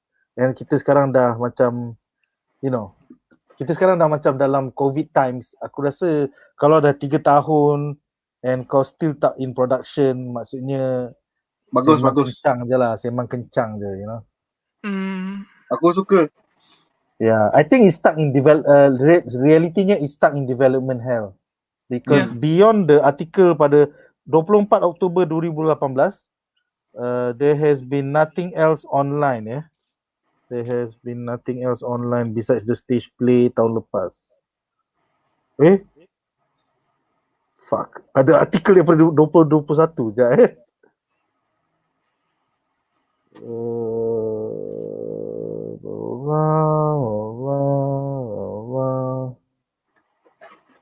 Okay. So artikel pada 12 April 2021, Sci-Fi Wire mengatakan this is actually happening. While no writer or director has materialized yet, Alex Garcia and Jay Ashenfelter will produce for Legendary, with Ryosuke Yoritomi producing for Japanese company and franchise owner Shueisha. What the fuck, weh? No! Tak apalah ni, BuzzPOP tak payah cover lah yang tu. Bagilah. I mean, Legendary Legendary dah buat Pacific Rim, Legendary dah buat Godzilla dan Kong dalam dia punya Monsterverse. Sekarang Legendary nak buat My Hero Academia, American production. Aku tak nak jadi panelis untuk cerita tu. Kena bro, kita kena kencing ni on this eventual movie yang akan keluar maybe 2023, 2024. Tak mau. Sedih tu. I hope it doesn't happen. Fat Momo. Bukan bergetah, bukan lagi bergetah pasal dia American. Tak nak weh, tak mau. Aku tak nak tahu pun. Maybe we all get lucky and died from COVID by then lah. Maybe. Kau ingat tak cerita yang Starfire tu? Betul. Titans. Starfire is not black, okay? Starfire is a fucking alien. Kulit dia warna orange, okay? Kenapa kau buat dia jadi black? Babi. At least Brazilian I can accept lah. Yes, like a Latina. Ni ke Latina, man. Tapi kau boleh buat Jangan dia tengok black. tu. Banyak lagi Sampah cerita bagus kat luar sana, anime Demon Slayer. Kau tak buat lagi. Anime macam-macam kau tak buat lagi. Jangan tengok cerita ni kalau keluar. Yes, Titans. Titans agak sampah, guys. Tolong jangan tengok Titans. Okay, kita ada beberapa komen lagi. Komen seterusnya daripada Muafah. Kalau kita fikir gigi dia tak rosak ke dia makan gula-gula hari-hari? Kalau kecing manis tu okey lagi. Kalau tak ada sebab aku rasa dia aku rasa dia punya metabolism processes sugar in a different way. Untuk tukar jadi energy. Bukan macam manusia biasa where akan terlekat jadi cavity dekat gigi ataupun masuk ke ginjal kita jadi kencing manis. It bakar it to a maximum point sampai dia jadi kuat. Yeah, Spekulasi liar. I agree. Next, susah nak buat live action. Macam mana dia nak buat rambut Mineta tu? Kalau kartun boleh lah. Buat live action mesti tak nampak real. Aku just play tu dia orang ambil je randomly macam pop. Lepas tu dia baling. Aku ada share dekat dua panelis kita sebelum ni. Aku rasa dalam 2-3 minggu lepas sebelum bulan puasa. Ada satu 3D artist ni yang melukiskan mereka secara real. Yeah. So kalau korang nak tengok Mineta versi 3D memang agak gila babi juga. Banyak orang share benda tu. A lot of it looks good lah. Momo looks believable. Look at that, Mineta versi Pixar. Macam dia bola dia dekat kepala dia, sial. Yeah. Macam testikel kerbau atas kepala dia. Yeah, testikel atas kepala. It looks so... Tak, obviously dia orang kan tak pernah tengok orang yang sing yang direct kepala bulat tu. That is actually the best representation. Mineta. Cuma dia ada 10 instead of 1. Itu je lah. Next, Iqbal Lee mengatakan no, stop it. Live action quote-quote ni susah lah nak dapat jadi live action. Memang cringe lah. Dan dia kata no, LGBT agenda, no. Well, kalau legendary American adaptation, kau bersedialah untuk LGBTQ agenda. Dan juga color swap, race swap, gender swap, semua tu akan berlaku, bro. Semua tu akan berlaku. Confirm Jiro tu akan jadi hitam, gue tahu. Sebab dia suka music and black suka music. Oh god, why? Pening aku. Habis Hilda pun pasal dia boleh lari laju, dia pun akan jadi kulit hitam lah. Nanti dah sedih juga.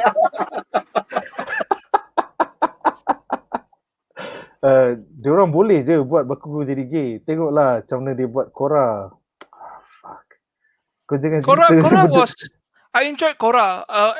I enjoyed Korra and I actually bought the whole Korra Sami punya relationship because Korra dengan that guy yang mereka gaduh tu, it was forced. But Korra Sami at the end they were exchanging letters and then when they're together ada bau-bau sikit lah. It's not natural for two girls to be this close. So at the end when they become gay, I'm not surprised lah. But to be fair, Korra is not actually gay. She's bisexual because dia suka lelaki dan perempuan. That's cool. Next, Iqbal Lee mengatakan kalau tengok live action yang menjadi Samurai X, Gintama, satu je persamaan dia. Tak ada power melampau-lampau, more realistic. Yes, I think it was easier to adapt Samurai X into the real world.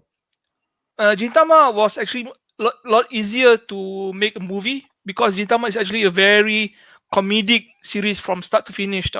They have a few serious arcs in between. So if you want to make a movie where you shit on the characters and shit on the anime genres, Gintama is a champion at that lah. Nice. Next, komen seterusnya. Mofa mengatakan stage play okey lagi sebab detail pun kita bukan nampak sangat. Dia just one shot gitu je. Oh, yeah. Okay.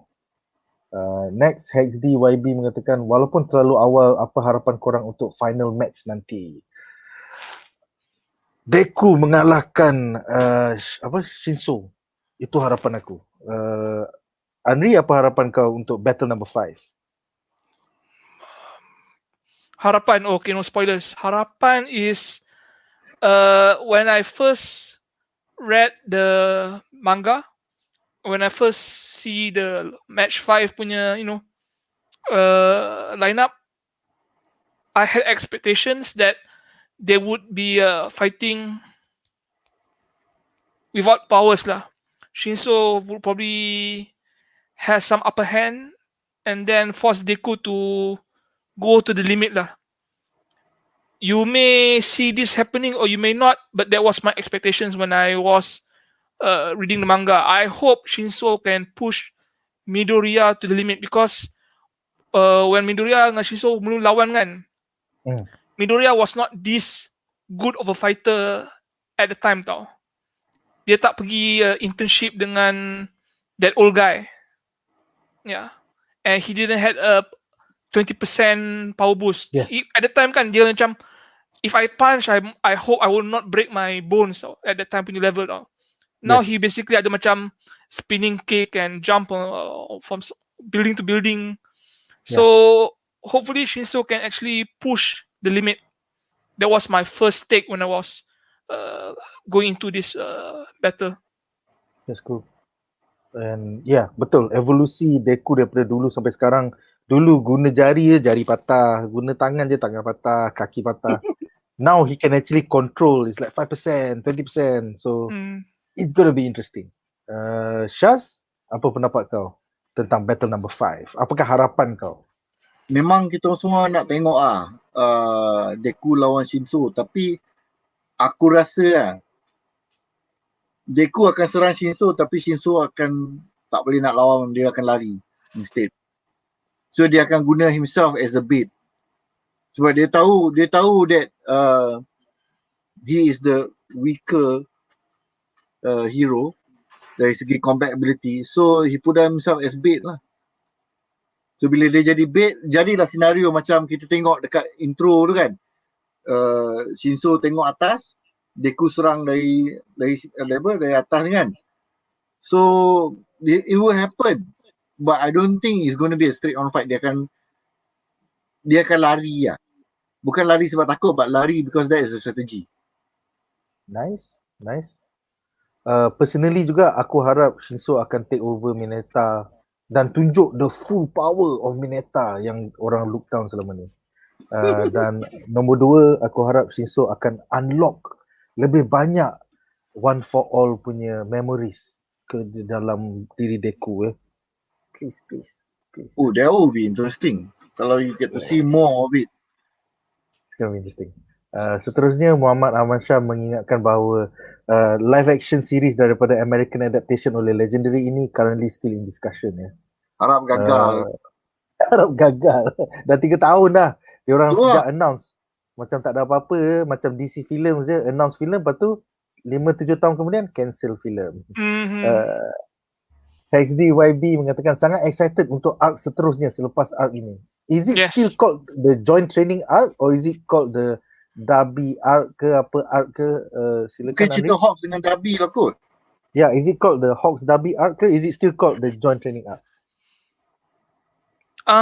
After the first core is going, I think it's going to be called something else lah. I'm not sure what's it called. Can't remember, but I don't think it will be called the joint training arc anymore. It's going to be something else. It's either going to be called Dabi something or villain arc. I'm not sure what it is lah. Oh, My Villain Academia arc. I think I would love that. Yeah, they're going to. I think in the manga they're going to spend a lot of chapters on what's happening to the villains, namely Shigaraki. You have to understand. Is this spoiler or? I think it's just interesting discussion. Selagi Shaz tak menjerit spoiler. I think we're okay. Okay. It's basically they're going to spend a lot of chapters afterwards, explaining what happened after One for All kena defeated and how Shigaraki moves forward to that. I don't think that's actually spoiler lah. But it's actually expected.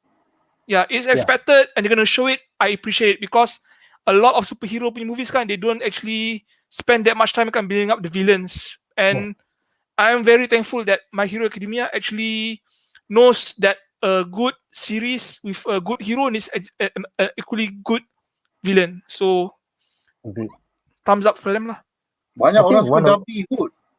I think one of the best American film adaptation sampai sekarang is still The Dark Knight, because Joker has been build up gila babi in that 2.5 hours to the point yang kau rasa dia equal dengan Batman. So yes, I look forward kepada Dabi, and macam Syaz kata, yes, ramai orang suka Dabi. Soalannya kenapa, Syaz? Jangan, Okay, komen seterusnya. Bayangkan dalam American adaptation nanti, kalau Momo bodinya flat. Kenapa? Aku lagi risau kalau dia jadi bulat tu.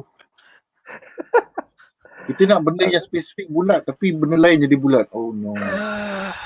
If it's a big black girl. Yeah, big mama. Sebab she can create kan. Oh my god, no. Sebab dia punya power creation kan. So dia kenalah pakai baju yang skimpy kan. No. Body positive. Body positive, bro. Plus size model. No. Only thing positive now is my depression level. Lepas tu kalau mainstream audience cakap, cerita My Hero Academia ni sedap lah, aku tak boleh terima. Kalau dia dah tengok American movie tu boleh cakap, sedap lah, ada body positivity, ada LGBTQ. Aku macam no. You know, Mineta will not be the hamsap he is anymore. Dia akan jadi I am an ally. I am an ally, bro.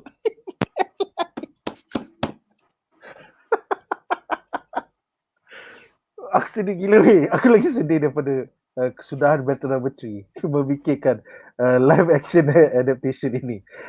Mama Aman Shah mengatakan, jangan risau abang, kita bakar panggung kalau My Hero Academia live action keluar dekat bawah. Kita tunggu dan lihat. Pasal Legendary memang nak franchise je. Dia orang macam nak kalahkan MCU. So mana tahu dia orang cuba sedaya upaya. I'm not looking forward to it. Okay, komen terakhir untuk malam ini. Spoiler daripada Mofa ya. Nama joint arc seterusnya adalah My Villain Academia. Tunggu dan lihat ya. Tunggu dan lihat. Possibly knowing possibly if this thing happen, there is a chance kan the intro song, ending song will be more villain oriented. Maybe we'll see that hopefully. A lot of anime do that when it comes to focus on the villains. They have the intro done by the villains instead of the heroes. So something to look forward to lah if it happens. I think that will be interesting indeed. Yeah. Maka dengan itu berakhirlah segmen ini dan kita akan ke segmen kita yang terakhir.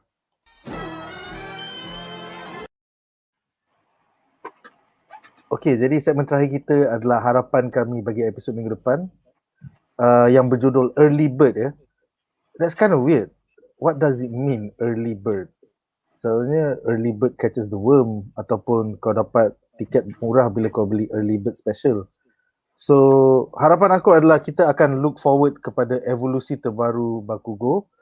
Also kepada fan-fan yang bertanya, postmortem daripada guru-guru untuk Battle Number 2 dan 3 akan diposponkan menurut Cikgu Vlad King kerana kedua-dua battle berakhir dengan murid-murid yang KO. So I look forward to that as well. I look forward to tapi is it going to be like a whole episode, half an episode, post-bottom, 5 minit, 10 minutes of explanation? Apa pendapat korang? Andri? I think it's going to be a very brief summary. It's going to be like macam one offhand kata, you should do something like this next time, blah blah, don't think much, blah blah blah. And then they're going to move on, and then we're going to see Bakugo punya match going on lah. At least that's my take lah. I didn't remember much on them spending that much time in the manga talking about the match lah, because this match is basically something that was unexpected, so they need time to actually dissect whether you like it or not. This match, everyone was hoping that Team 1A would win. The readers, when we see the manga, even when we see the manga on the anime show, we know that Team 1A was coming out as a stronger team. So there will be much to say, but when it comes to this particular storyline, I don't think they're going to spend that much time can dissect bit by bit on what happened with the match 3. It's gonna be like what they did with 1A. They're gonna spend a few minutes talking about it, and they're gonna move on. There will be no. I doubt there's gonna be much focus on the analytical summary on the performance, because we all know that the next episode is going to be Bakugo punya skill punya focus. It's going to take the center stage. That's cool. Syaz, apakah harapan kau untuk MHA minggu depan? Prediction 3 minggu. Minggu depan Bakugo punya fight first and second half. Week after that is going to be the first half of the episode yang seterusnya tu is going to be all the discussion and everything, sebab dia orang mungkin Bakugo punya attack semua is very devastating, meletup everywhere, and also previously pun dia orang banyak a lot of damage, so mungkin is the right before the final fight juga kan. So it's going to be a good time for all the teachers to recap. So the second half of it will be the actual fight of Deku punya team and Shinso punya team. And the third fight after that, dia akan jadi the finisher for the first half. And lepas tu is the cool down period lah.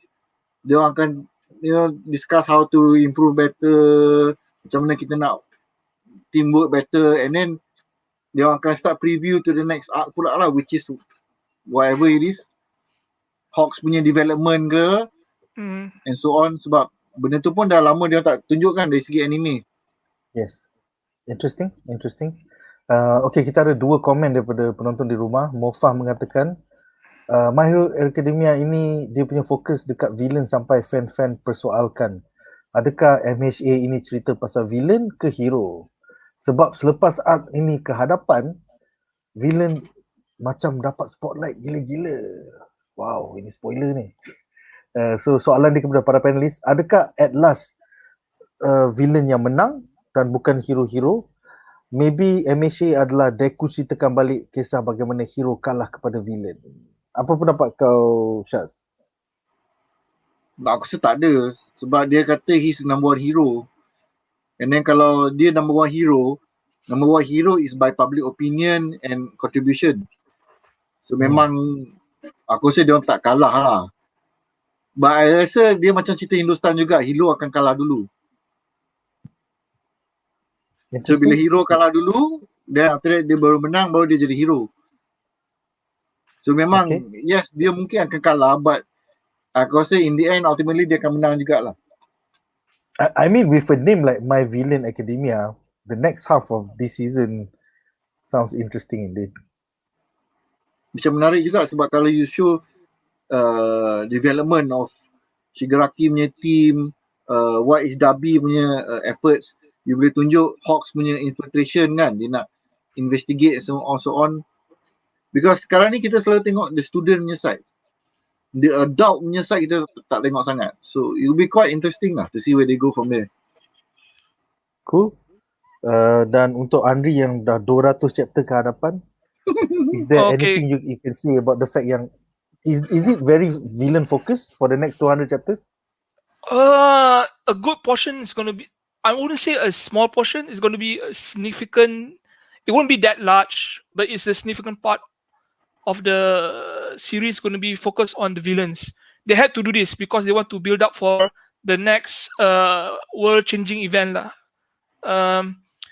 This season, we have 25 episodes. Right now we're on episode 8, so the first core is going to consist of either 12 or 13 episodes. So this whole joint tournament thing is basically have like at most 5 episodes left for match 4 and match 5 to do to be finished. Going to episode 14, there may be recap, and then 15 they will be focused on Dabi, Hawks, and Endeavor, because it was hinted early on in this particular season that they're going to expand a bit lah from the dia punya macam a plot. My Villain Academia is probably going to start in the future season. There may be hints on the end of season. But for them to actually do everything compressed into this particular season is very doubtful, if you ask me. Wow. Macam rugi lah. Maksudnya My Villain Academia is not even going to be this season. Wow. It could be an entire core or maybe 2 cores. What the 2 cores? Yeah. What? It depends on the punya studio punya pacing lah. They Wait, 2 could. cores is the whole season, right? 2 cores. 2 cores is basically 25 or 26 episodes. What the fuck? 1 core is That's basically one season, one normal anime season, which is 12 to 13 episodes. It's like kau cakap, okay, untuk MCU Phase 5, kita akan buat filem Dr. Doom, Magneto, filem orang jahat je. Kita tak akan buat filem orang baik pun. Aku macam, I cannot brain, man. Well, we got Venom. Yeah, but imagine a whole phase just about villains, man. I'm like, wow. That's actually very interesting for me, because one of the main complaints we have with comics in the early days, we spend so much time learning about Superman, Batman, but when it comes to macam villains with the Suicide Squad, Villains United, all those things, it was quite a big draw juga. So there is a market for them to capitalize on this. I think this is the same thing as My Hero Academia. They know they have cool villains. They're going to build on that, so that when the heroes do fight the villains, there'll be much more at stake. There'll be much more interest, much more passion, investment, emotion investment.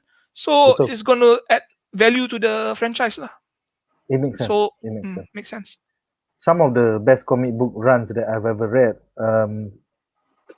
contohnya macam Geoff Johns masa dia mula-mula menulis Flash, was like you actually get to know the rogues on a personal level.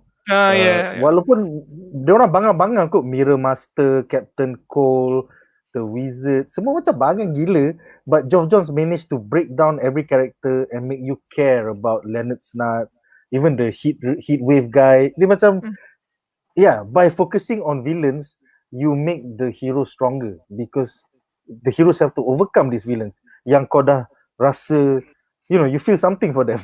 So it's gonna be interesting. Kita tengok je MCU Endgame. The Thanos dekat Infinity Gauntlet ke Endgame dulu? Basically Infinity War was Thanos' film. It's a Thanos origin story. It's a Thanos punya film, and that version of Thanos succeeded versus the Thanos that came out in the Endgame tu kan? Yes. Because that the first one, dia buat banyak sacrifice, he went through a lot of pain, he actually had to make a lot of hard decisions. That's why he was a stronger villain, and emotionally why he refused to lose until he succeeded. Whereas the other guys like, I'm still on number 1, you can't beat me. It's a stereotypical, aku orang jahat, I want to rule the world. Whereas the first one was very tragic, sampai anak sendiri pun kena. Dia kena sacrifice anak sendiri kot. It's like what did it cost you? Everything. That scene dengan Gamora on the astral plane, aku macam babi epic lah sial. It was awesome gila. So you actually felt for him tau. It was his story. Basically it was Thanos the movie lah. Ada hero buat animak. Ending dia berkebun kot. Dia jadi petani kot. Macam aku dah, he achieved his goal. I solved the universe. Sekarang aku jadi petani je. It's like okay, beberapa komen lagi. Iqbali mengatakan memang panjang ya arc Villain Academia ni. Tak ingat pula aku, tapi seingat aku memang agak panjang jugalah. Ingat sempat 12 episod untuk cover. Wow, that's half a core. So that's cool. That's cool. Seterusnya Mofa mengatakan dia menjadikan orang speculate. Itu sebab sekarang memang Deku sebut story about I'm being number 1 hero, tapi nanti ditukar ayat dia ke? Ini macam spoiler sangat ni. Aku Starbucks drink 1. Ini spoiler besar ni. Ini spoiler gila babi good. Maybe it's like, this is how I became the number 1 villain. Jeng. Setuju Iqbal. MHA best sebab villain dia padu dah mantap. That's cool. So dengan itu berakhirlah segmen kita untuk malam ini. Apakah pendapat korang tentang episod My Hero Academia minggu ini? Tell us in the comment section below. Apakah harapan korang untuk episod minggu depan? Tell us in the comment section below. Terima kasih kepada para panelis kita malam ini, Andri Alwi, Kaki Manga My Hero Academia, serta Shazli Marikan, Kaki Anime My Hero Academia. Temui kita minggu depan untuk review episod 9. But in the meantime, esok kita akan cover Star Wars The Bad Batch bersama Wan Muhammad dan Hadi Abdul Hamid. Dan hari Khamis kita akan cover Superman Season 1 Episode 6 yang kembali selepas cuti 7 minggu kerana produksi diganggu oleh COVID-19. Jumpa lagi either tomorrow, Thursday ataupun minggu depan. Majulah fandom untuk negara. Ending broadcast in 3